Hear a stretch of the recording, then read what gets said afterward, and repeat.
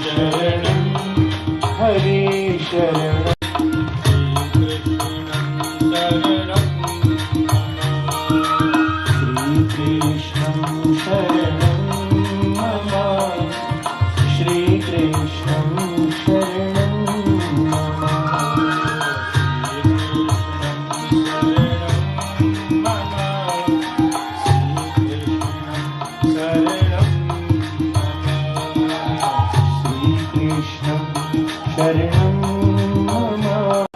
पहला श्लोक।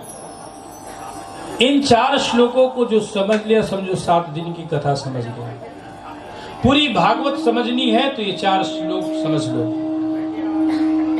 क्योंकि बीज आपके पास है तो आप वृक्ष लगा सकते हो। तो ये बीज है इस भागवत की। भगवान कहते, भगवान की वाणी है, श्री भगवान उवाच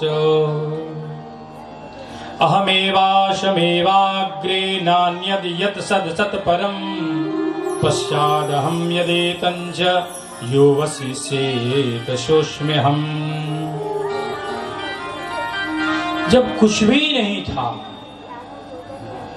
तो मैं था। ये जो सब कुछ है इस रूप में भी मैं हूं। इस सृष्टि के अंत में मैं था, इस सृष्टि के प्रारंभ में भी मैं हूं, और सृष्टि जब तक चलती है तब तक मैं ही चलाता हूं। इसका आदि मध्य और अंत ये तीनों मैं ही हूं। काल सब कुछ मिटा देता है। समय के चक्र में आकर, काल के चक्र में आकर सब नष्ट हो जाते। काल सबको मिटा देता है, पर मैं उस काल का ही रूप हूं। काल मेरा ही रूप है। ये सब कुछ समाप्त हो जाता है, पर शेष मैं ही रहता हूं।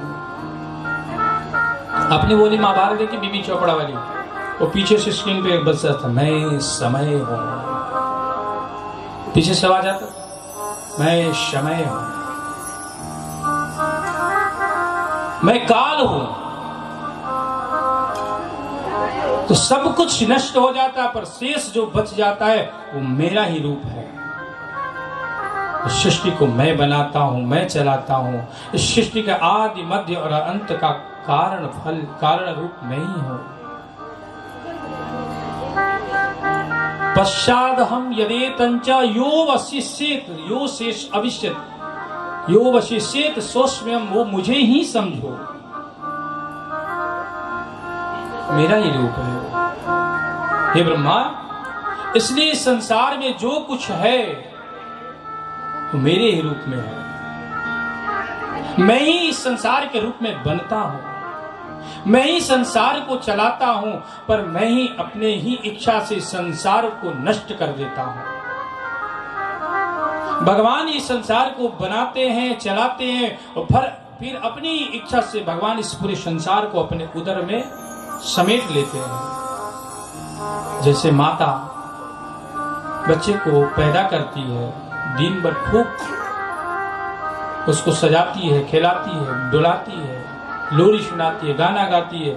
रात के समय में उस बच्चे को अपने गोद में, अपने अंक में भरकर ऐसे लिपट करके उससे सोती है, जैसे मानो उसने अपने उदर में ही पुनः फिर उसको समेट लिया है।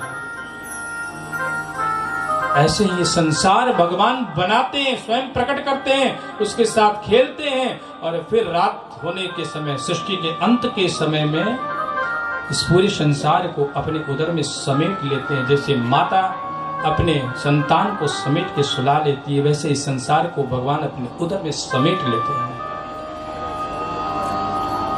हे ब्रह्मा, मेरे ही कारण ये सृष्टि है, मैं इस संसार के कारण नहीं हूं। ये संसार मेरे चलते, मैं इस संसार के चलते नहीं हूं। क्योंकि इस संसार से अगर मैं हूं तो फिर संसार के नष्ट होते मैं भी नष्ट हो जाता। पर ऐसा होता है क्या? ये संसार तो बनता और बिगड़ जाता है, परमात्मा वैसे के वैसे रहता है। भगवान के होने से संसार है, संसार के होने से भगवान नहीं है। ये संसार मेरे होने से है। मैं ही सब में हूं इसलिए सब है। मैं सबके अंदर हूं पर मैं किसी के अंदर नहीं हूं। अब इसको समझो आप। भगवान बोलते मैं सबके अंदर हूं इसलिए सब है, पर मैं किसी के अंदर नहीं, क्योंकि अगर सब में हूं तो सब मर जाते तो मैं भी मर जाता, पर मेरा कुछ नहीं होता। एक कंट्राडिक्टरी बात हो गई ना। भगवान एक ही बात बोल रहे हैं, मैं सब में हूं भी और किसी में नहीं हूं। तो क्या बात है?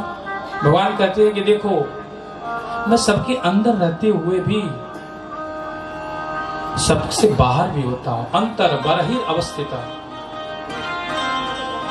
क्योंकि इस संसार को मैं बनाता हूं और मैं अपनी इच्छा से ही इसको बनाता हूं। मेकर भी मैं हूं, मटेरियल भी मैं हूं, मैं ही बनाता हूं और मैं ही बनता हूं।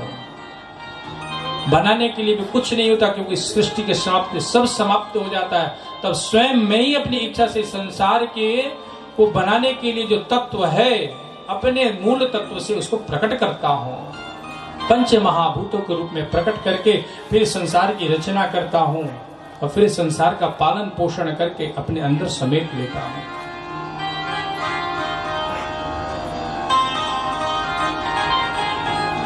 इसलिए हे राजन, हे ब्रह्मा, भगवान ने दूसरे श्लोक में कहा देखो मेरी माया से लोग मोहित हो जाते हैं, इसलिए संसार को अपना मान बैठते हैं। जो असत्य है उसको सत्य मान बैठते हैं और जो सत्य है उसको असत्य मान बैठते हैं। कहते रित्यर्थम यत् प्रतीयेत न प्रतीयेत चात्मनि यद विद्या आत्मनो माया यथा भासो यथा तमः। जो नहीं है उसका आभास हो जाता है। अब मान लो सिनेमा देखने कोई गया, तो पर्दे पर मूवी का बढ़िया चित्र चल रहा है, एक्टर मारपीट कर रहा है, एक्ट्रेस नाच रही है, फाइटिंग हो रही है।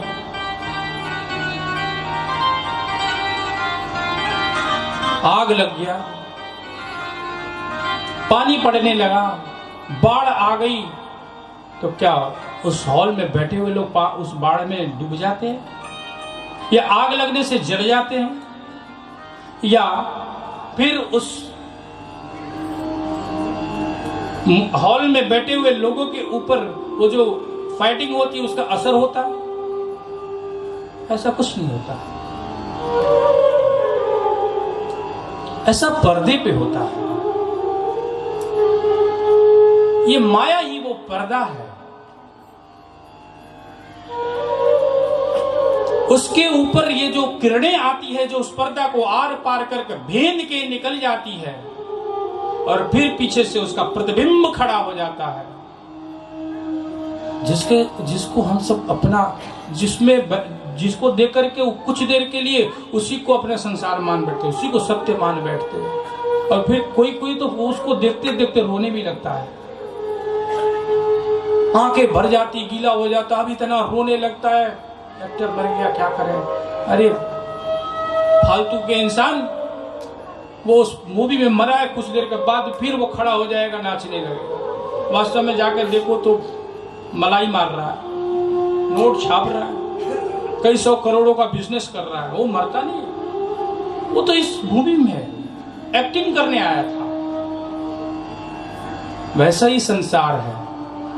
हम सभी संसार में आते हैं, इसी को सत्य मान लेते हैं और यहाँ होने वाली घटनाओं के चक्कर में आकर के कौन मर रहा है कौन जी रहा है, खूब रोए जा रहे हैं, खूब परेशान है, ये मर गया वो मर गया।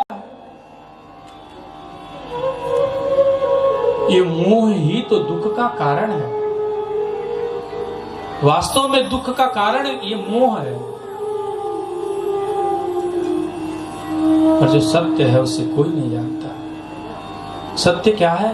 परमात्मा। आप किसी को बोल दो शिव लोकोपल्ली में कथा जो हो रही, शिव क्या नाम, शिव मंदिर में कथा हो रही, बहुत बढ़िया कथा हुआ, वहां तो भगवान नाच रहे थे आकर के बीच में, बोले झूठा, भगवान के नाचते हैं क्या? आकर के यहाँ बड़ी बड़ी फेंक रहा तुम, और बोल दो वहां हो रही थी, वहां पे तो भूत आ गया था, बोले पक्का आ गया होगा। भूत की बात जल्दी मान लेंगे, हाँ आ गया होगा। लेकिन अगर कहते कि वहां भगवान आ गया तो भगवान पे विश्वास नहीं। जो सत्य है उसमें विश्वास नहीं होता लोगों को, और असत्य पे तुरंत विश्वास हो जाता। रात में किसी को बोल दो यहां से जाओगे, और बीच रास्ते में भूत बैठा रहता है, बोला नहीं जाना उधर, कहीं भी ना, बोला भूत है वहां पे, भूत पकड़े लेगा फिर। तो उसके कहने पे उस भूत पे इतना विश्वास हो गया कि पक्का वहां भूत बैठा। लेकिन कहते कि भाई यहाँ से थोड़ा सा आगे बढ़ोगे तो वहां पे भगवान वो बांसुरी बजाते हो, किलकोल करते हो, खूब सुंदर बांसुरी बजाते, निनाद करते हैं। बोले झूठा कहेगा, कहाँ गए भगवान, कहाँ, आज तक तो देखा नहीं ना सुना। तो उस भूत पे विश्वास हो गया, लेकिन भगवान के कहने पे विश्वास नहीं। क्यों? क्योंकि उस असत्य को ही हम अपना मान बैठे हैं, और जो सत्य है उसको अपना नहीं मानते। जो सत्य है उसी को असत्य मान लेते। संसार में कोई सत्य है तो वो भगवान है, भगवान के अलावा सत्य कौन है? इसलिए भगवान का नाम सत्य है, भगवान का स्वरूप ही सत्य है, सच्चिदानंद रूपाय। तीसरे श्लोक में कहते हैं कि देखो हे ब्रह्मा, ये बहुत बड़ी फिलॉसफी है, जिसने इसको समझ लिया, समझो पूरा भागवत का सार, जीवन का रहस्य समझ लिया। जीवन का रहस्य तो यही है, मोह माया आशा तृष्णा। मोह के चलते दुखी हो रहे हैं। हमारे दुख का कारण क्या? हमारा मोह, हमारी इच्छाएं। नहीं पाने की जो इच्छा है, नहीं मिला उसका जो दुख हो जाता है। बहुत पाने की इच्छा है और नहीं प्राप्त हुआ तो उसका दुख है। और जिससे प्यार है, जिससे मोह है, जिससे प्रेम है, उसके बिछड़ने का दुख है। अपनों के बिछड़ने का दुख और इच्छाओं की पूर्ति न होने का दुख, इसी को तो हम अपना मान बैठे हैं। ये भगवान कहते हैं देखो, यथा महान्ति भूतानि भूतेषु चावचिष्वनु प्रविष्टान्यप्रविष्टानि तथा तेषु न तिष्महम्। मैं सब में व्याप्त हूँ, मैं सर्वत्र रहता हूँ, मेरी ही सत्ता पूरे संसार में है। संसार के मिट जाने के बाद भी मैं रह जाता हूँ, इसलिए इसमें मोह मत करो। और चौथे श्लोक में कहते हैं एतावदेव जिज्ञासं तत्व जिज्ञासुनात्मनः अनवय व्यतिरेक्याभ्याम यत् स्यात् सर्वत्र सर्वदा। अनवय और व्यतिरेक के माध्यम से कहा एतावदेव जिज्ञासं तत्व जिज्ञासुनात्मनः। देखो, कोई चीज बनता है तो बनाने वाला एक होता है जिसको मेकर कहते हैं हम सब, आप अपनी साधारण भाषा में। और जिससे बनाता है उसको बोलते हैं मटेरियल। कुम्हार घड़ा बनाता है, उसको क्या चाहिए? मिट्टी। तो कुम्हार बनाता है और मिट्टी बनता है, तो घड़ा क्या है? कार्य है। निमित्त कारण और उपादान कारण दो कारण है। निमित्त कारण कुम्हार है, उपादान कारण घड़ा है।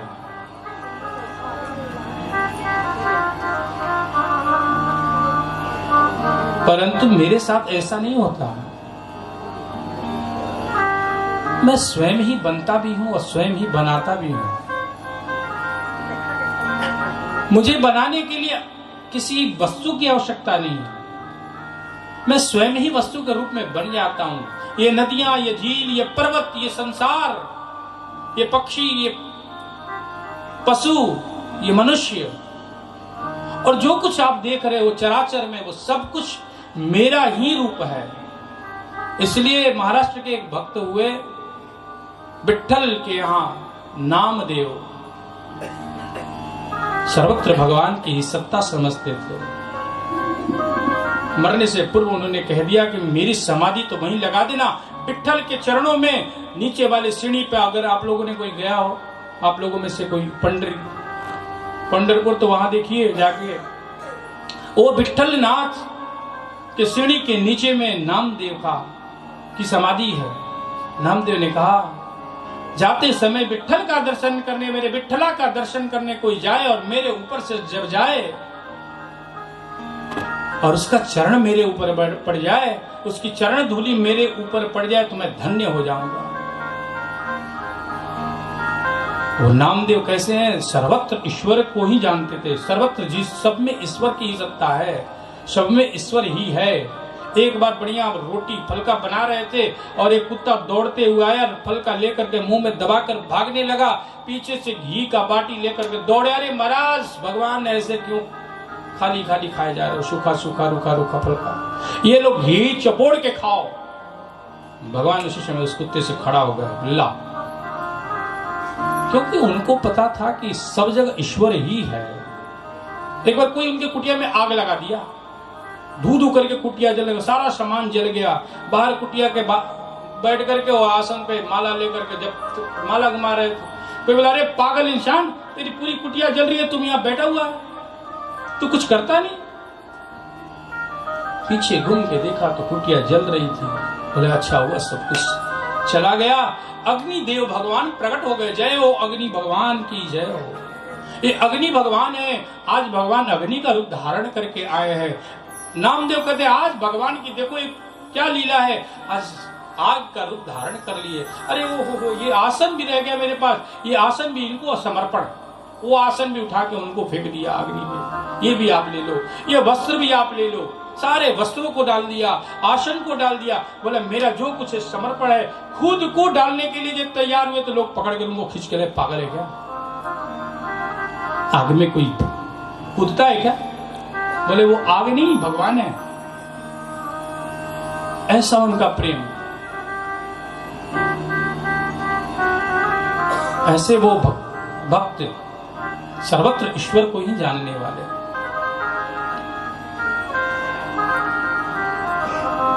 इसलिए तो गाते थे, विठ्ठल माजा माजा माजा माजा माजा, विठ्ठल माजा ओ विठ्ठलांचा, विठ्ठल माजा माजा माजा माजा माजा, विठ्ठलांचा ओ विठ्ठल माजा माजा माजा माजा माजा, विठ्ठल माजा विठ्ठलांचा, विठ्ठल माजा माजा माजा माजा माजा, विठ्ठल। आप सब भी गाइए, हे विठ्ठल नाथ, हे पुंडरीकनाथ, हे भगवान श्री कृष्ण। विठ्ठल माजा माजा माजा माजा माजा, विठ्ठल माजा विठ्ठल माजा माजा माजा माजा माजा, विठ्ठल माजा विठ्ठलांचा, विठ्ठल माजा माजा माजा माजा माजा, विठ्ठल माजा विठ्ठलांचा।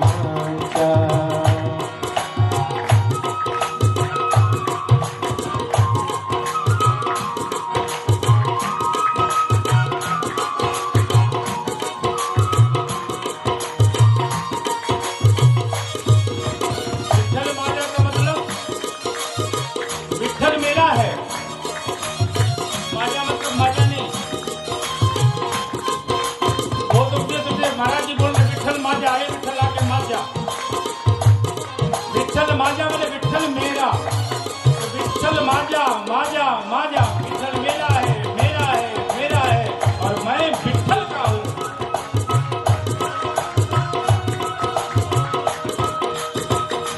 विठ्ठल माजा माजा माजा माजा माजा, विठ्ठल माजा विठ्ठलांचा, विठ्ठल माजा माजा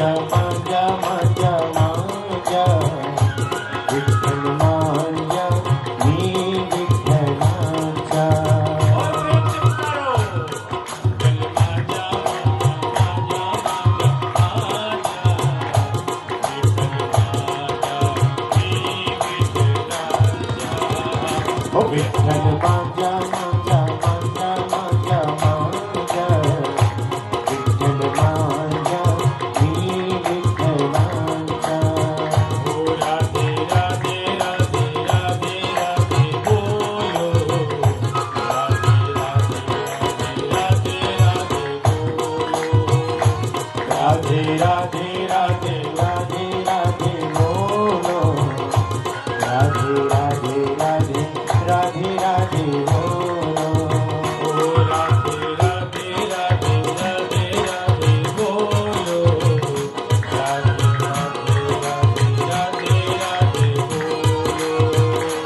राधे राधे राधे राधे राधे बोलो राधे राधे राधे राधे राधे बोलो ओ विठ्ठल मांजा मांजा मांजा मांजा मांजा विठ्ठल मांजा मी विठ्ठलांचा विठ्ठल मांजा मांजा मांजा मांजा मांजा विठ्ठल मांजा मी विठ्ठलांचा विठ्ठल मांजा मांजा मांजा मांजा विठ्ठल मांजा विठ्ठल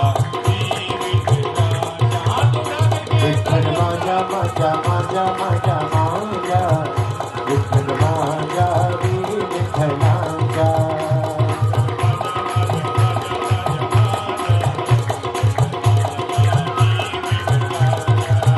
विठ्ठल मांजा मांजा मांजा मांजा मांजा विठ्ठल मांजा मी विठ्ठलांचा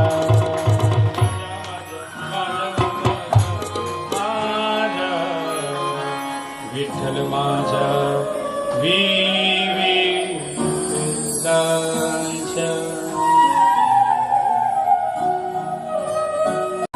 मैं ही सर्वत्र व्याप्त हूं, मेरी ये सत्ता है, मैं ही सबके अंदर बाहर में अवस्थित रहता हूं।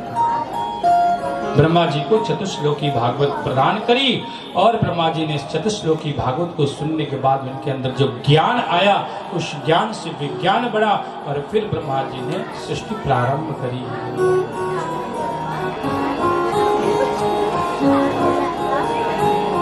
तब जाकर के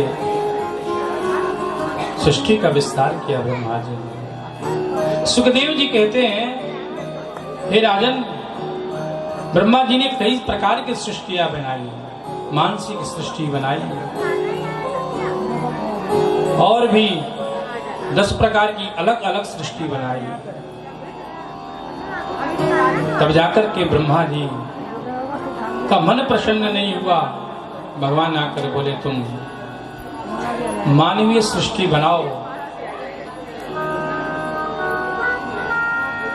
तो ब्रह्मा जी ने मानवीय सृष्टि बनाने के लिए अपने शरीर को 2 भागों में किया, एक भाग से स्त्री और एक से पुरुष, मनु और शत्रुपा। मनु और शत्रुपा को बनाया और कहा कि तुम सृष्टि का विस्तार करो। मनुष्य शत्रुपा के द्वारा मानवीय सृष्टि का विस्तार हुआ। परीक्षित जी कहते हैं, हे सुखदेव स्वामी, आप ये बताइए, महात्मा विदुर की कथा, जो महात्मा विदुर थे, उनका और मैत्रेय जी का संवाद क्या था? क्योंकि ये कथा, भगवान की कथा तो महात्मा विदुर ने मैत्रेय जी से सुना था। मैंने सुना है कि भगवान का परम जो रहस्यमय ये कथा थी वो विदुर जी के द्वारा, मैत्रेय जी के द्वारा महात्मा विदुर को प्राप्त हुई। वो रहस्यमय कथा क्या है? वो परम भागवत क्या है जो मैत्रेय ऋषि ने महात्मा विदुर को दी? तब कहते हैं सुखदेव जी कि देखो, एक समय कुरुक्षेत्र कौरवों की सभा में, कुरुसभा में महात्मा विदुर आए और आकर के महाराज धृतराष्ट्र से कहे यदा तु राजा स्वसुतान् बन्धुम् पुष्णेन धर्मेण विनश्य दृष्टि भ्रातुर्विष्टस्य सुतान् विबन्धुन् प्रवस्य लक्षा भवने यदा। हे महाराज, क्या आपको शर्म नहीं आती? आपके इस दुष्ट पुत्र दुर्योधन ने क्या क्या किया, और आप बैठ करके राजसभा में राजगद्दी पर बैठ करके मौन धारण कर रखे हैं। यदा तु राजा ससुतान साधुन पुष्णेन धर्मेण विनष्ट दृष्टि। अधर्म से आपकी ये दृष्टि, आप तो ऐसे ही नेत्रहीन थे, आप इतना अधर्म देख को सुन रहे हैं और अधर्म किए जा रहे हैं, अधर्म में ही अपनी सहभागिता निभा रहे हैं, इसलिए अंदर से भी आप दृष्टिहीन हो चुके हैं। बाहर की आंख तो आपकी बंद है ही, अंदर की आंख भी क्या बंद हो गई है? क्या आपको ज्ञात नहीं है इस दुष्ट दुर्योधन के चलते क्या क्या हो रहा है? यहाँ आपका ये सारा राज्य नष्ट हो जाएगा, सारी कुरुसभा यहां बैठने लायक नहीं रह जाएगी, कोई बचेगा नहीं जो यहां बैठे। इतना अधर्म आप करोगे तो। भ्रातुर्य विश्वस्य सुतान् विबन्धुन्। अरे इसने अपने भाई भीम को मिष्ठान में विष डाल करके दे दिया, उस दुर्योधन को आपने कोई सजा नहीं दी, लक्षा गृह में इसने भेज दिया। आपके भाई की भार्या कुंती और आपके ही अनुज के 5 पुत्रों को इसने लक्षा गृह में भेजा। इतना पाप किया, इतना धर्म किया, और आप कुछ नहीं बोलते हो, राजगद्दी पे बैठे हो। हे महाराज, अभी भी आप इस अधर्म को रोको और इस दुष्ट दुर्योधन को इस सभा से बाहर निकाल दो, अन्यथा ये राज, यहां बैठने वाले जो श्रेष्ठ महात्मा है वो सब के सब बैठने योग्य नहीं रह जाएंगे, और बैठने योग्य तो क्या, कोई शेष बचेगा नहीं जो यहां बैठेगा।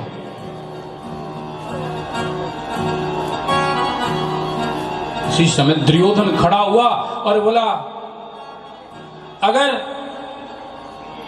आप हमारे राज्य के महामंत्री नहीं होते और मेरे पिताजी अगर आपको भाई की तरह दर्जा नहीं देते तो मैं आपकी जीवा को निकाल करके और उसको खींच करके आपका प्राण निकाल देता।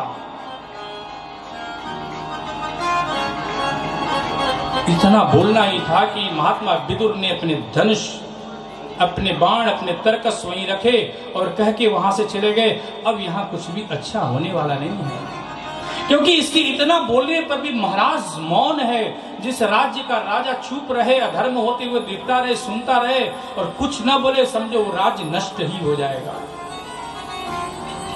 जहां गुरु, मंत्री, वैद्य चाटुकार हो जाए, उस राज्य में कुछ बचता नहीं, वो राज्य नष्ट हो जाता है। जहां महात्माओं की निंदा हो, अपमान हो, महात्मा युधिष्ठिर का जहां अपमान हुआ, महारानी द्रौपदी का जहां चीरहरण हुआ, कुरुक्षेत्र में कपट पूर्वक द्यूत खेला गया, और उस द्यूत में, उस जुआ में पांडवों को छल पूर्वक शकुनी के द्वारा सब कुछ खोना पड़ा। महारानी द्रौपदी को दांव पे लगा दिए, हार गए महाराज।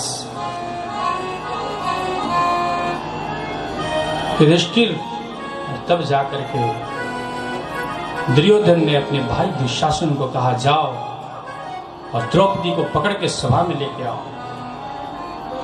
दुशासन गया और द्रौपदी को पकड़ करके उसका बाल पकड़ के खींच के लाया।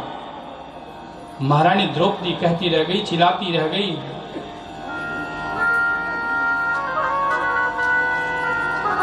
महारानी द्रौपदी चिल्लाती रही कि देखो, मैं अभी सभा में जाने लायक नहीं हूं,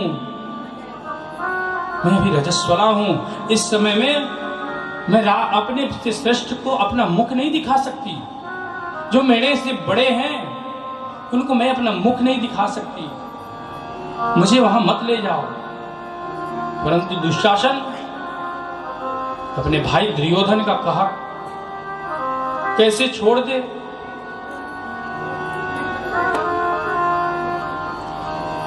खींच करके लाया, घसीटते हुए द्रौपदी को चोटी पकड़ के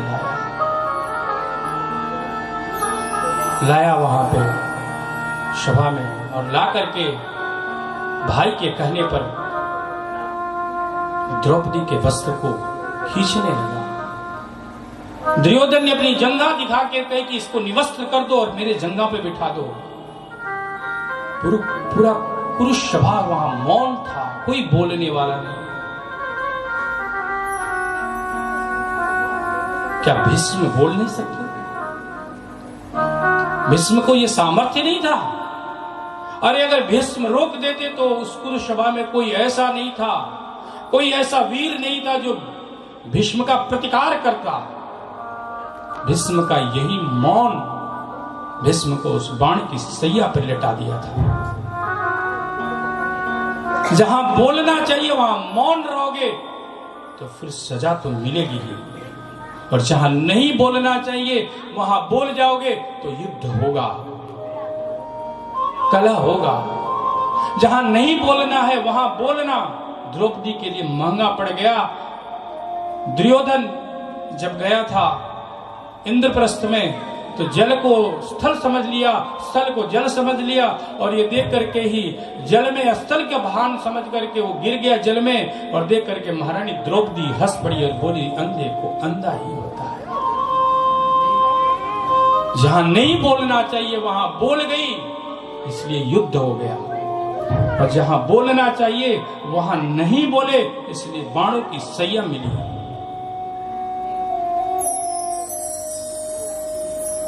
महात्मा भीष्म को बाणों की सैया क्यों मिली? क्योंकि यहां चुप थे, मौन थे। सामर्थ्य होते हुए भी चुप रहना अच्छी बात नहीं है। अगर आपके पास सामर्थ्य है तो कहीं अधर्म हो रहा है तो खड़ा हो जाओ वहां पे, क्योंकि सामर्थ्यवान को चुप नहीं रहना चाहिए। भगवान ने सामर्थ्य इसलिए दिया है कि जहां अधर्म हो रहा हो वहां जाकर रोको। भीष्म का ना बोलना उनके लिए दुख का कारण बना, और तब जाकर के द्रौपदी का वस्त्र पकड़ करके ये दुशासन खींचने लगा। द्रौपदी सबको पुकारी, भीष्म के पास गई, महाराज धृतराष्ट्र के पास गई, द्रोणाचार्य के पास गई। हे गुरु, आप तो हमारे पिता के मित्र हैं, आप मेरी रक्षा करो। हे पितामह, आप सबसे श्रेष्ठ, इस कुरु सभा में आपसे श्रेष्ठ कौन बैठा है? सामर्थ्यवान है, आप मेरी रक्षा करो। देखो ये क्या करने जा रहा है। हे महाराज धृतराष्ट्र, आप इस राज्य के राजा हैं, राजा की बात कोई टालता नहीं, आप आदेश करिए। फिर अपने पतियों के पास आई। हे गांडीवधारी अर्जुन, आपके गांडी के प्रत्यंचा चढ़ते ही लोग के हृदय विदीर्ण हो जाते हैं। क्या आप भूल गए वो सामर्थ्य अपना जो खांडव वन में आपने दिखाया? हे महात्मा धृतराष्ट्र, युधिष्ठिर, क्या आप अपनी शक्ति भी भूल गए हैं? आप महाराज हो, क्यों किया आपने ऐसा? मुझे क्यों दांव पे लगाया? मेरे से पूछ के क्या मुझे दांव पे लगाया? इतना बड़ा निर्णय लेने से पूर्व मुझसे सलाह किया आपने?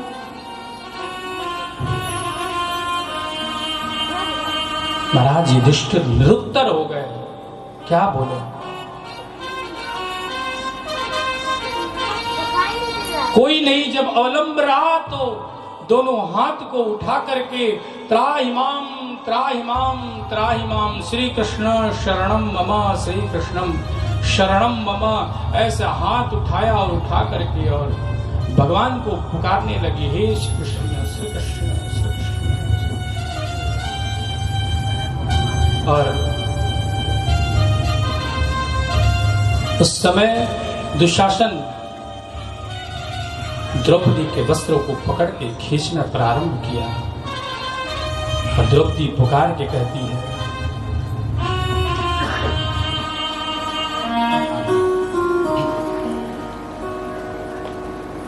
तुम ही मेरे और सब पराए, तुम ही मेरे और सब पराए, काम पड़ा तो तुम ही काम आए, काम पड़ा तो तुम ही काम आए। तुम ही मेरे और सब पराए, तुम ही मेरे और सब पराए, काम पड़ा तो तुम ही काम आए, काम पड़ा तो तुम ही काम आए, काम पड़ा तो तुम ही काम आए।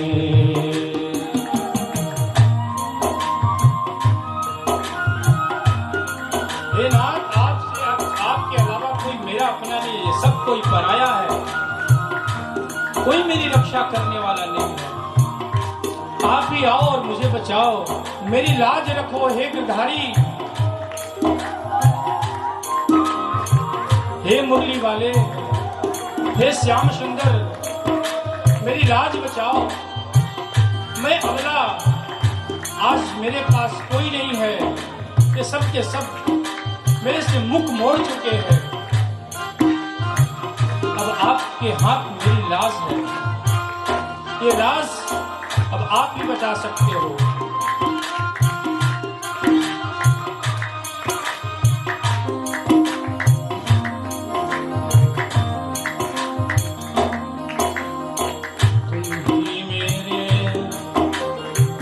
और सब पराए, तुम ही मेरे और सब पराए,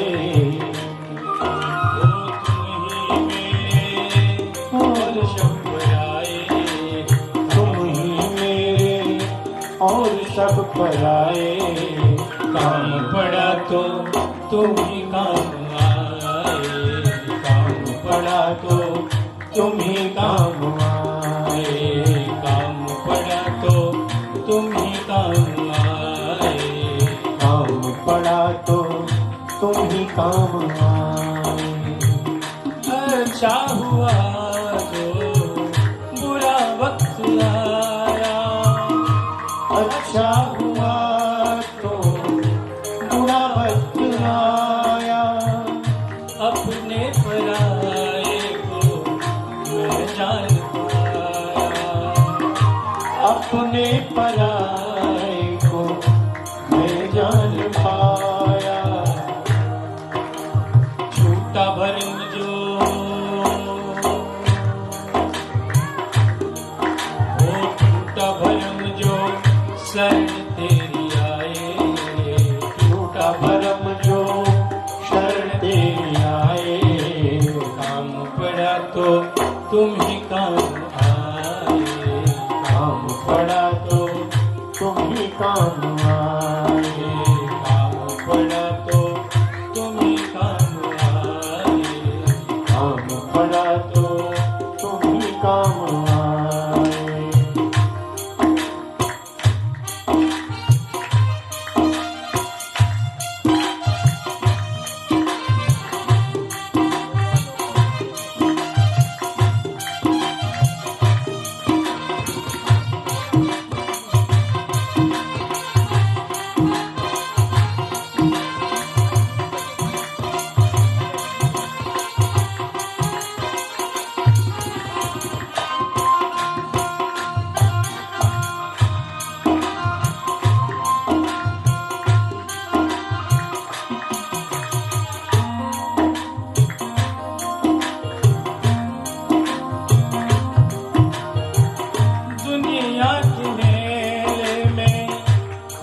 को भुलाया दुनिया के, खुद को भुलाया कभी नाम तेरा जुबां पे न आया, कभी नाम तेरा जुबां पे न आया। फिर भी भगवन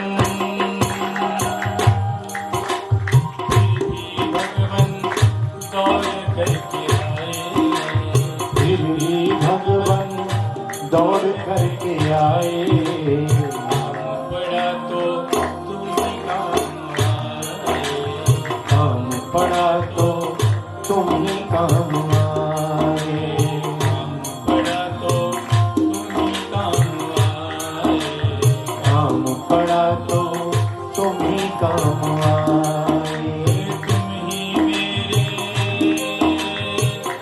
और सब पराए, तुम ही मेरे और सब पराए। काम पड़ा तो तुम ही काम आए। काम पड़ा तो तुम ही काम आए। काम पड़ा तो तुम ही काम आए। काम पड़ा तो तुम ही काम आए। हे नाथ, आपके अलावा कोई मेरी लाज बचाने वाला नहीं है। और आज भगवान ने एक स्वरूप धारण किया। भगवान का ये रूप कैसा है? तो वस्त्र अवतार धारण किया भगवान ने। भगवान ने वस्त्र रूप में अपने को अवतरित किया। बोलो वस्त्रधारी भगवान की। और ऐसा वस्त्र अवतार लिया कि द्रौपदी का चीर खींचते रह गया। खींचते खींचते दुशासन थक गया, मूर्छित होके गिर पड़ा, लेकिन वस्त्र शेष नहीं हुआ। इस प्रकार से आकर के माधव ने द्रौपदी को बचाया। हे महाराज, आपकी सभा में द्रौपदी का चीर हरण हुआ, आपकी कुलवधू का चीर हरण हुआ, तब भी आप चुप रहे। इस दुष्ट को यहां से निकाल दीजिए। फिर भी नहीं। दुर्योधन के ऐसा कहने पर महात्मा विदुर ने क्या किया? अपना धनुष वहीं रखा और रख करके वहां से चले गए। अब यहाँ कुछ भी मंगल नहीं रहेगा, कुछ भी शेष मंगल शेष नहीं बचेगा, कुछ भी शुभ नहीं रहा। अब यहाँ अशुभ ही अशुभ है। और वहां से चले गए। कुरुसभा के मध्य से विदुर का जाना वैसे ही है जैसे रावण के पक्ष से विभीषण का चला जाना। रावण के यहाँ विभीषण धर्मराज है और कुरुसभा में महात्मा विदुर धर्म है। और जब आपके घर से धर्म निकल जाए तो समझो घर अब नष्ट होने को तैयार है। आपके जीवन से धर्म चला गया तो आपका जीवन निशेष हो जाएगा। आपने मानो सब कुछ समाप्त कर दिया, अपने घर से अपने अंदर से सब कुछ निकाल दिया। इसलिए धर्म को पकड़ के रखना चाहिए। जो धर्म को पकड़ के रखता है, धर्म उसको पकड़ के रखता है। धर्मो रक्षति रक्षितः। धर्म जो धर्म की रक्षा करता है, धर्म ही उसकी रक्षा करता है। इसलिए तो रामायण में माता जानकी ने धर्म को पकड़ा, धर्म को धारण कर रखा। और माता जानकी का धर्म ही माता जानकी का रक्षा कर रहा था। पतिव्रता माता जानकी रावण जब हरण करके ले गया तो पल्लू को ऐसे रख करके और तृण दिखा करके रावण को डांट के कहा, अरे दंभी रावण, तेरे में वो सामर्थ्य कहां जो तुम मेरे स्वामी से लड़ ले। मेरे स्वामी अगर तुझे देख दे तो एक ही क्षण में भस्मीभूत हो जाएगा। अपने आप को त्रिलोकी राजा समझता है, पर तुझे पता है मेरे स्वामी का सामर्थ्य क्या है? उनकी जो ये भुजाएं हैं पूरे संसार को समेट सकती है। मर्यादा पुरुषोत्तम राम अपनी भुजाओं में पूरे संसार को समेट सकते हैं। तू समझ ले, जो संसार को समेट सकता है तुझे क्या करेगा? अगर तू उनके जकड़ में आ गया तो चूर्ण चूर्ण हो जाएगा।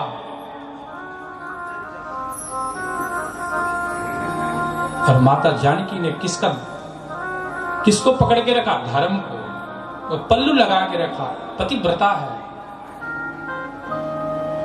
माता जानकी में वो सामर्थ्य था, रावण के तरफ अगर आंख उठा के देखती तो रावण एक ही क्षण में जल के भस्मीभूत हो जाता। राम को आने की आवश्यकता नहीं थी। रावण और राम के युद्ध का जो चक्कर है वही समाप्त हो जाता उसी समय। माता जानकी का अगर दृष्टि रावण पे पड़ जाता तो रावण जल के भस्मीभूत हो जाता, क्योंकि माता जानकी के पास धर्म रूपी पतिव्रता रूपी धर्म था।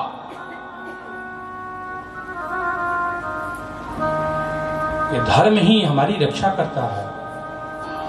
धर्मो रक्षति रक्षितः। जो धर्म को धारण कर रखते हैं, जो धर्म को पकड़ के रखते हैं, धर्म भी उनको पकड़ के रखता है। पांडवों के पक्ष में धर्मराज महाराज युधिष्ठिर है, इसलिए विजय है वहां। कुरुसभा में महात्मा विदुर थे, इसलिए कुरुसभा, जब तक महात्मा विदुर रहे तब तक कुरुसभा का जय जयकार हुआ। महात्मा विदुर चले गए और कुरुसभा का उसी दिन से उल्टा गिनती चालू हो गया। कौरवों की उल्टा गिनती चालू और सारे कौरव मारे गए। पुनः फिर भगवान एक दिन इस महाभारत युद्ध से पूर्व शांति दूत बन करके आए। भगवान शांति दूत बन करके आए कि युद्ध रोक दिया जाए। युद्ध अच्छा नहीं है, लड़ना अच्छा नहीं है, शांति सबसे अच्छी बात है। शांति के लिए भगवान आए और भगवान जब शांति दूत बन करके आए तो उनके स्वागत के लिए दुर्योधन ने बहुत सारी स्वागत की व्यवस्था कर रखी थी। भगवान के आने के रास्ते में सुंदर पुष्पों का सैया बिछा रखा था। महलों पर ऊपर से पुष्प की वर्षा हो रही थी। भगवान रथ पर बैठ के आ रहे थे। महात्मा विदुर उनकी पत्नी सुलभा विचार कर रही है, आज भगवान आ रहे हैं, क्या हम भी उनका दीदार कर पाएंगे? क्या हम भी उनको देख पाएंगे? विदुर विश्वास के साथ कहते हैं, हे देवी चलो हम चलते हैं उसी मार्ग पे जिस मार्ग से भगवान आ रहे हैं। मुझे विश्वास है मैं उनको देखूंगा कि नहीं देखूंगा, पर मेरा भगवान, मेरा ठाकुर, मेरा प्राण धर्म मुझे जरूर देख लेगा, क्योंकि वो करुणामय है, वो इतना दयालु है, अपने भक्त को भीड़ में भी पहचान लेता है। इस संसार के भीड़ में भी उनकी दृष्टि ऐसी सूक्ष्म है कि भीड़ में पड़े हुए भी अपने भक्त को पहचान लेते हैं।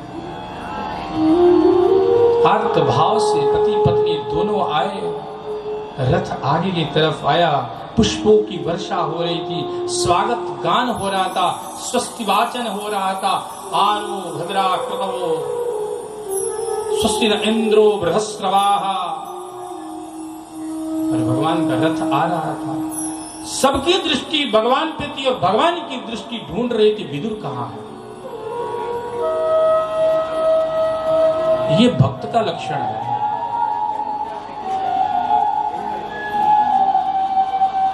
भक्ति की पराकाष्ठा क्या है? भगवान को हम खूब पूजते हैं, भगवान का दर्शन करते हैं, ये भक्ति है। लेकिन भक्ति की पराकाष्ठा क्या है कि भगवान की दृष्टि हमें ढूंढने लगे। भगवान जब हमको देखें, ये समझिए हमारी भक्ति की सार्थकता है। उस पूरे भीड़ में भगवान ने विदुर को देखा, आंखों से आंखें मिली, नैना चार हुए भगवान ने मुस्कान छेड़ी, विदुर धन्य हो गए। ठाकुर ने मुझे देख लिया, धन्य हो गया ये जीवन, सार्थक हो गया ये जीवन। आज बिहारी की दृष्टि हमारे ऊपर पड़ी, पति पत्नी दोनों प्रसन्न। कुरुसभा में भगवान आए और शांति दूत बन के आए थे, तो महाराज धृतराष्ट्र को समझाए युद्ध रोक दो, युद्ध विकल्प नहीं है।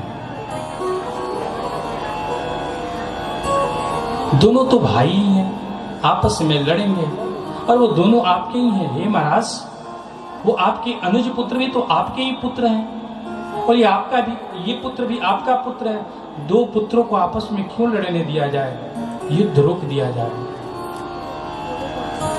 उनको भी शांति से रहने दिया जाए, ये भी शांति से रहें। युद्ध में बहुत सारी क्षति होगी, कितनी माताएं अपनी कोख को खो बैठेगी, कितनी मांग के सिंदूर पूछ जाएंगे। युद्ध का परिणाम बड़ा भयंकर होता है। जहां युद्ध होता है वहां पुनः फिर शांति नहीं होती, रुदन होता है। युद्ध के बाद कोई सुख थोड़ी मिलता है, युद्ध के बाद तो फिर दुख मिलता है। जहां युद्ध होता है वहां दुख होता है, सिर्फ वहां चित्कार और रुदन ही सुनाई देता है। और हाँ, ये भी सत्य है, ये युद्ध कोई साधारण नहीं होगा। अगर युद्ध हो गया तो आपको मैं बताता हूं, ये युद्ध कोई ऐसा वैसा छोटा मोटा युद्ध नहीं होगा, ये महायुद्ध होगा, महाभारत होगा, जो आज तक पहले नहीं हुआ और जो अब इसके बाद नहीं होगा। ऐसा युद्ध होगा प्रलंकरकारी, जिसमें एक से एक योद्धा आपस में भिड़ेंगे, एक से एक महारथी लड़ेंगे, जिनके तूणी में एक से एक दिव्यास्त्र होंगे, ब्रह्मास्त्र होंगे, अग्न्यास्त्र होंगे, पशुपास्त्र होंगे। और जब वो चलेंगे तो न जाने कितना विध्वंस मचाएंगे, इसलिए इसको रोक दो। महाराज धृतराष्ट्र कहते हैं, कैसे रोकूं? हे मधुसूदन, आप कोई युति बताओ। बोले इसकी युति एक ही है, पांडवों को भी कुछ दे दिया जाए, आधा राज्य पांडवों को दे दिया जाए, आधा राज्य आप अपने पुत्रों के लिए रख लें, शांति हो जाएगी। ये सुनते ही दुर्योधन खड़ा हुआ, आधा इन पांडवों को, भिखमंगों को मैं आधा दे दूं? आप सोच भी कैसे लिए? मैं इनको कुछ भी देने वाला नहीं हूं। भगवान हंस के बोले, अरे दुर्योधन, नाम तेरा दुर्योधन है पर मैं तो तुझे सुयोधन ही समझता हूं। क्यों बुद्धि में विकार ला रहा है?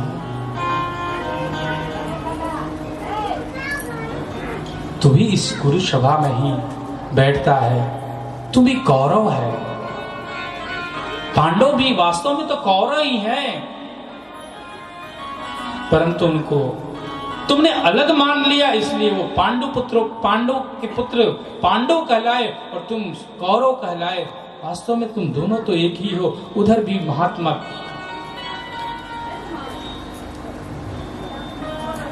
और तुम्हारे यहां भी ये बड़े बड़े महात्मा बैठे हुए हैं, भीष्म है, द्रोण है, कर्ण है, कृपाचार्य है। क्या इनसे सलाह नहीं लेते? क्या तुझे सलाह सिर्फ इस शकुनी से ही मिलता है? मामा के ही कहने पे चलते हो? इसके चक्कर में ही तेरी बुद्धि खराब हो रखी है। यहां से निकल और सोच। हे सुयोधन, मेरी बात मान। अगर आधा नहीं देगा तो एक काम कर, मैं पांडवों की तरफ से ये वचन देता हूं, मैं जितना बोलूंगा उतने में वो मान जाएंगे। 5 गांव दे दे, चल लड़ाई बंद। ये पूरा जो देश है, इस पूरा देश को तुम अपने पास रख और 5 गांव उठाकर दे दे। दे दे केवल 5 ग्राम, रख ले अपनी धरती तमाम। अरे सुनो, ये पूरी धरती, ये पूरा राज्य तुम रख, सिर्फ 5 गांव दे दे। दुर्योधन बोला नहीं। दुर्योधन वो भी दे न सका, अस समाज का ले न सका। जो असाध्य था उसको साधने चला, जो साध्य नहीं था उसको साधना चाहा।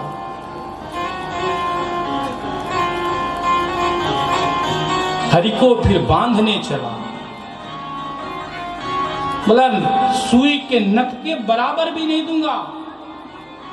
5 गांव तो बहुत दूर है, सुई का अग्रभाग का जो नख होता उतनी भी धरती इन पांडवों को नहीं दूंगा। उतनी भी धरती चाहिए खड़ा होने के लिए, तो पहले मेरे से युद्ध करे, वो जीत ले फिर वो खड़ा हो। हरि को फिर बांधने चला। हरि ने फिर हुंकार भरा, डगमग डगमग दिग्गज डोले। और भगवान को जब बांधने चला तो वो पूरी कुरुश सभा हिलने लगी, जैसे मानो भूकंप आ गया। अपना स्वरूप विस्तार किया। दुर्योधन अब तू बांध मुझे, हाँ हाँ दुर्योधन बांध मुझे। ये दुर्योधन तेरा सामर्थ्य है तो मुझे बांध के दिखा। मेरे बंधन में संसार है, ये पूरा संसार मेरे बंधन में होता है, मैं किसी के बंधन में नहीं आता। मैं बंधनों से मुक्त हूं, मेरे ऊपर किसी प्रकार का कोई बंधन नहीं होता। दुर्योधन ने चेष्टा किया, भगवान ने अपना स्वरूप दिखाया।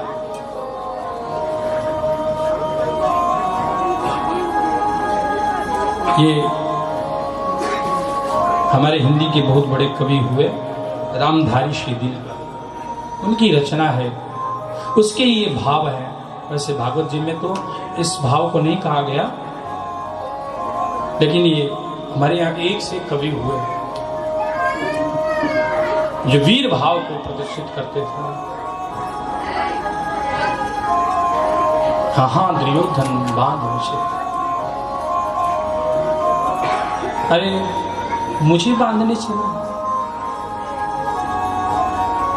और तब जाकर के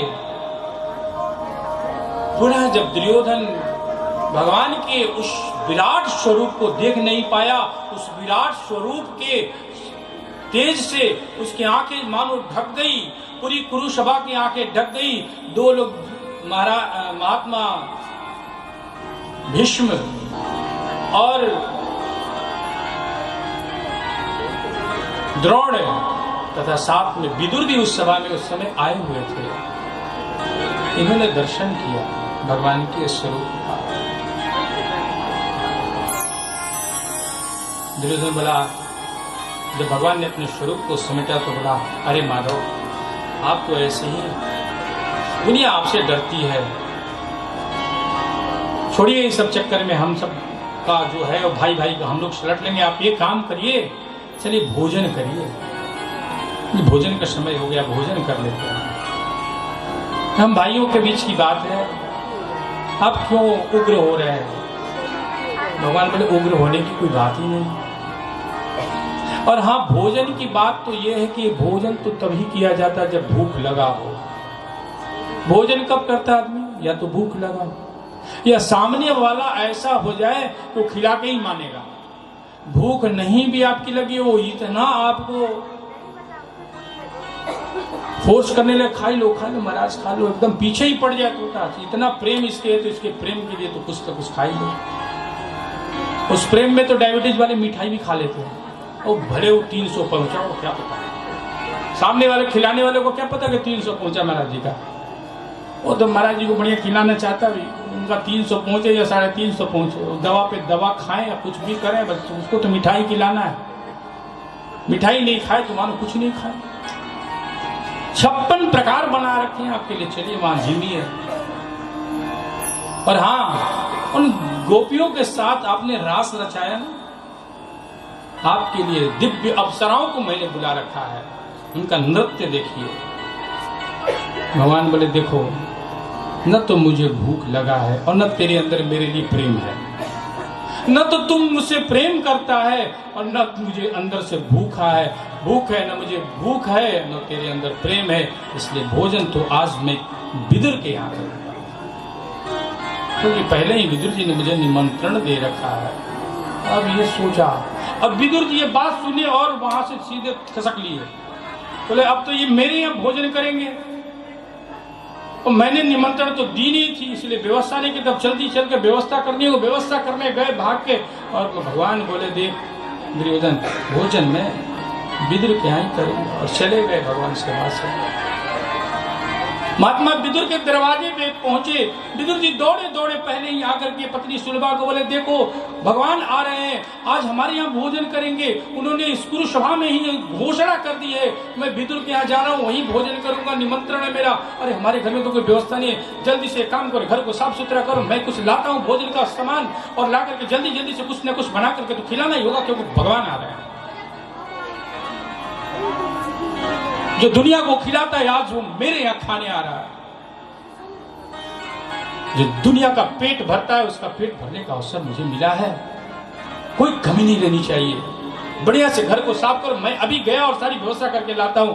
विदुर जी भाग के गए बाजार, और उसी समय माधव आए दरवाजे पर, विदुरानी को आवाज लगाई, दरवाजा खोली, महारानी ये शुलभा ने खोल के जो सामने देखा, जो भगवान का विग्रह देखा, भगवान का स्वरूप देखा, सामने भगवान खड़े हैं, वो मयूर पुक्ष धारण कर रखा है, कस्तूरी तिलक लगा रखे हैं, और सुंदर पीतांबर जिन्होंने धारण कर रखी है, वो पीतांबर लहरा रहा है हवा में, रंसी को कमर में खींच रखी है, तथा उनका जो मुकुट है वो दिव्य तेज से चमक रहा है, रूप ऐसा है, मुखड़ा ऐसा है, मानो हजारों सूर्य एक साथ निकल आए हो,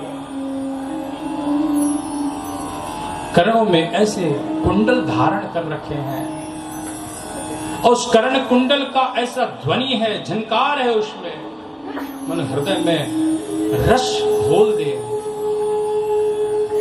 पर्वत भी जिस ध्वनि को सुन के पिघल जाए, ऐसा झंकार है उस कर्ण कुंडल में।